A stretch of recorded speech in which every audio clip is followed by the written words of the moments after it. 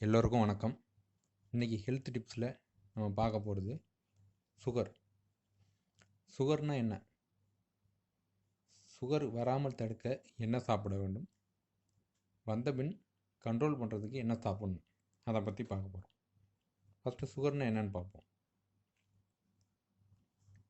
இன்று நாம் சந்திக்கும் நபர்களின் 45 வயதுக்கு மேற்பட்ட 10 பேரில் 4 பேர் சர்க்கரை நோயால் பாதிக்கப்பட்டவர்களாக உள்ளனர்.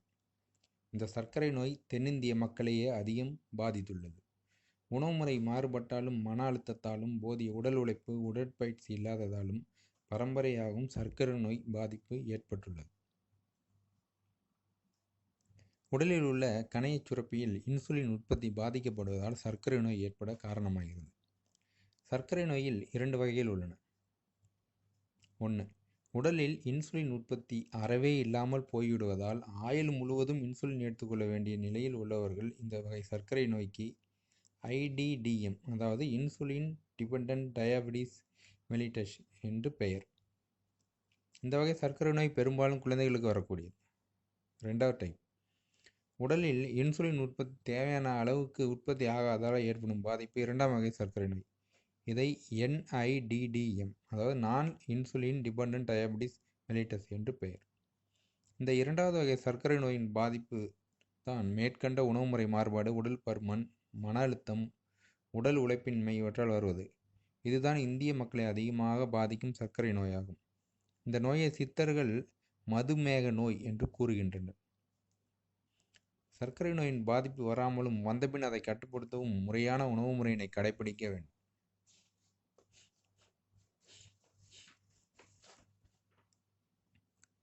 பொதுவாக 40 வயதை கடந்தவர்கள் இரத்தத்தில் சர்க்கரையின் அளவு பரிசோதித்துக் கொள்வது நல்லது. உடல் நல்ல ஆரோக்கியமாக உள்ளவர்களுக்கு ஏதும் சாப்பிடாமல் வெறும் வயிற்றில் இருக்கும்போது சோதித்தால் இரத்தத்தில் சர்க்கரையின் அளவு 110 மில்லிக்கு குறைவாக இருக்க வேண்டும். சாப்பிட்டு 1.5 மணி நேரம் கழித்து சர்க்கரை அளவு 140 மில்லிக்கு குறைவாக இருக்க வேண்டும். சர்க்கரை நோய் உடனே ஏற்படும் நோய் அல்ல. குடும்பத்தில் சர்க்கரை நோய் யாருக்காவது இருந்தால் அவர்கள் 30 வயதுக்கு மேல் ஆண்டுக்கு ஒரு முறை பரிசோதனை செய்வது அவசியம். இரத்தத்தில் சர்க்கரையின் அளவு அதிகமாக இருந்தால் மருந்துகள் மற்றும் உணவு கட்டுப்பாட்டின் மூலம் சர்க்கரையை கட்டுக்குள் கொண்டு வந்து விடலாம். சமச்சீரான உணவு. சர்க்கரை நோயாளிகள் சமச்சீரான உணவில் கவனம் செலுத்துவது அவசியம். புரதம், கார்போஹைட்ரேட், குறைந்த அளவு கொழுப்பு, வைட்டமின்கள் இவற்றை போதுமான அளவு சேர்த்துக்கொள்வது சமச்சீரான உணவாகும். சர்க்கரை நோயினால் பாதிக்கப்பட்டவர்களுக்கு உள்ள சமச்சீரான உணவை இனி பார்ப்போம். தானிய வகைகள். அரிசி, கோதுமை, கேழ்வரகு போன்ற தானியங்கள் உணவுக்கு உகந்த தானியங்களாக இப்போது நடைமுறையில் உள்ளன. இதில் அரிசியை விட கோதுமையில் புரதச்சத்து அதிகம். மேலும் தானிய வகையில் கூடுதல் நார்ச்சத்து, கார்போஹைட்ரேட் மிகுந்துள்ளதால் உணவு மெதுவாக ஜீரணமாகும். இது சர்க்கரை நோயாளிகளுக்கு நல்லது. அரிசி சாதம்தான் சர்க்கரை நோய்க்கு காரணம் என்று பலர் நினைக்கின்றனர். அது தவறான கருத்தாகும். தவிடு நீக்கப்பட்ட அரிசி தான் இரத்தத்தில் சர்க்கரையின் அளவை அதிகப்படுத்தும். அதனால் தவிடு நீக்காத கைக்குத்தல் அரிசி மிகவும் சிறந்த உணவாகும். கோதுமை, ராகியிலும் அரிசி போன்ற 70% மாவுச்சத்து நிறைந்துள்ளது. தானியங்களை சரியான அளவில் சாப்பிட்டு வந்தால் சர்க்கரை நோயாளிகளுக்கு மிகவும் நல்லது. பருப்பு வகைகள். உளுந்தம்பருப்பு, கடலைப்பருப்பு, மைசூர் பருப்பு ஆகியவற்றில் புரதச்சத்து நிறைந்துள்ளது. அதேபோல் முளைக்கட்டிய பயிர் வகையிலும் உணவில் தினமும் சேர்த்து கொள்ளலாம். வைட்டமின் B மற்றும் C சத்து குறிப்பிடத்தக்க வகையில் இதில் உள்ளது. காய்கறிகள். சர்க்கரை நோயாளிகள் தினமும் உணவில் காய்கறிகள் அதிகம் சேர்த்து கொள்ள வேண்டும். ஏனெனில் குறைந்த கலோரியில் அதிக சக்தியை கொடுக்கும் ஆற்றல் காய்கறிகளுக்கு உண்டு. காய்கறிகளில் வைட்டமின்கள், தாது பொருட்கள் நிறைந்துள்ளன.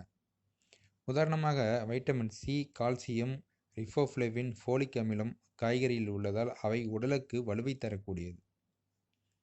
சர்க்கரை நோயின் பாதிப்புள்ளவர்கள் தினமும் அதிகபட்சம் 400 கிராம் அளவுக்கு காய்கறிகள் சாப்பிட வேண்டும். காய்கறியில் நார்ச்சத்து அதிகம் இருப்பதால் மலச்சிக்கலை போக்குகிறது. உணவு இடைவேளைகளில் பசி எடுத்தால் பச்சை காய்கறிகளை சாப்பிடலாம். தோல் நீக்காமல் நன்கு நீரில் சுத்தம் செய்து அவைகளை சாப்பிட்டால் அவற்றின் ஊட்டச்சத்துக்கள் அனைத்தும் முழுவதுமாக நமக்கு கிடைக்கும். வாழைப்பூ, வாழைத்தண்டு, பீர்க்கங்காய், புடலங்காய், வெள்ளை முள்ளங்கி, கத்தரிக்காய், பீன்ஸு, வெண்டைக்காய், முட்டைக்கோஸ், வெள்ளரிக்காய், சௌசௌ, கொத்தவரங்காய், முருங்கை, பாகற்காய், சுரைக்காய், பூசணிக்காய், கோவக்காய், வெந்தயம், பூண்டு, பப்பாளிக்காய் போன்ற காய்களும், அரைக்கீரை, புதினா, கருவேப்பிலை, கொத்தமல்லி, குறிஞ்சாக்கீரை, குப்பைக்கீரை, ஆரைக்கீரை போன்ற கீரை வகைகளும் சாப்பிடலாம். காய்கறிகளில் கேரட், பீட்ரூட், பட்டாணி ஆகியவற்றை குறைவாக பயன்படுத்தலாம். நன்கு கடைந்த மோரில் நீர் பெருக்கி அருந்தலாம். சர்க்கரை சேர்க்காமல் எலுமிச்சம் ஜூஸ் அருந்தலாம். மிளகு ரசம் மிகவும் நல்லது. வெள்ளரிக்காய், வெங்காயம், வெள்ளை முள்ளங்கி, குடைமிளகாய் இவைகளை சேலட்டாக சாப்பிடலாம். பழங்களில் ஆப்பிள், ஆரஞ்சு, சாத்துக்குடி, கொய்யா, பேரிக்காய், பப்பாளி, நாவல் பழம் போன்றவற்றை குறைந்த அளவு சாப்பிடலாம். பழங்களை ஜூஸ் செய்யாமல் அப்படியே சாப்பிடுவது நல்லது. அசைவ உணவுகள்: முட்டையின் மஞ்சள் கருவை நீக்கி சாப்பிடுவது நல்லது. அதேபோல் மீன் சாப்பிடுவது நல்லது. மீன் மூலம் ஒமேகா 3 ஃபேட்டி ஆசிட் அதிகமாக கிடைக்கிறது. இது உடலுக்கு நன்மை பயக்கக்கூடியது. மருத்துவரின் ஆலோசனைப்படி வாரம் 2 முறை 100 முதல் 200 கிராம் வரை மீன் சாப்பிடலாம். எண்ணெய் வகைகள்: உணவில் கலோரிகளை அதிகரிப்பது சமையல் எண்ணெய் தான். நல்லெண்ணெய், தேங்காய் எண்ணெய், தவிடு எண்ணெய், கடுகு எண்ணெய், ஆலிவ் எண்ணெய் போன்றவற்றை பயன்படுத்தலாம். ஆனால் குறைந்த அளவே பயன்படுத்த வேண்டும். அடுத்ததாக தவிர்க்க வேண்டிய பொருட்களை பற்றி பார்க்கலாம். உருளைக்கிழங்கு, சேனைக்கிழங்கு, சேப்பங்கிழங்கு, வள்ளிக்கிழங்கு ஆகியவற்றை தவிர்ப்பது நல்லது. சர்க்கரை, தேன், குளுக்கோஸ், ஜாம், வெல்லம், இனிப்பு வகைகள், பிஸ்கட்டுகள், கேக், இளநீர், குளிர்பானங்கள், மதுபான வகைகள், ஹார்லிக்ஸ், பூஸ்ட், போன்விட்டா, காம்ப்ளான் போன்ற சத்துப் பொருட்களை கண்டிப்பாக தவிர்க்க வேண்டும். சர்க்கரை சேர்க்காத பிஸ்கட் வகைகளை சாப்பிடலாம்.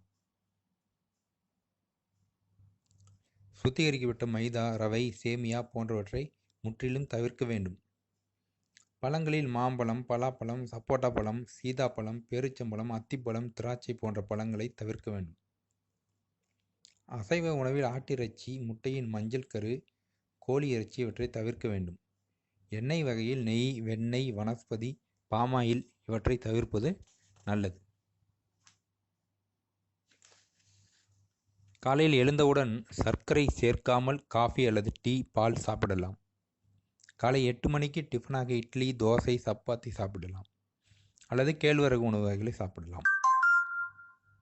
மதிய உணவுக்கு முன்பு, அதாவது 10:30 மணி அளவில் சர்க்கரையின்றி எலுமிச்சை ஜூஸ், நீர் விட்டு கடைந்த மோர், காய்கறி சாலட் சாப்பிடலாம்.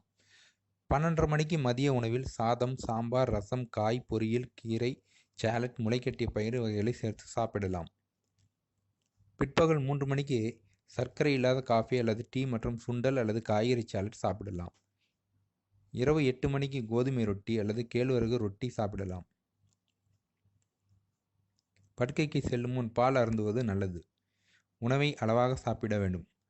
வயிறு புடைக்க சாப்பிடக்கூடாது. நீர் அதிகம் அருந்த வேண்டும். இதோடு உடற்பயிற்சி, தியானம், யோகா போன்றவற்றை செய்து வந்தால் சர்க்கரை நோயை எளிதில் கட்டுப்படுத்தி ஆரோக்கியமாக வாழலாம். நன்றி, வணக்கம். இந்த வீடியோ உங்களுக்கு யூஸ்ஃபுல்லாக இருந்ததுன்னா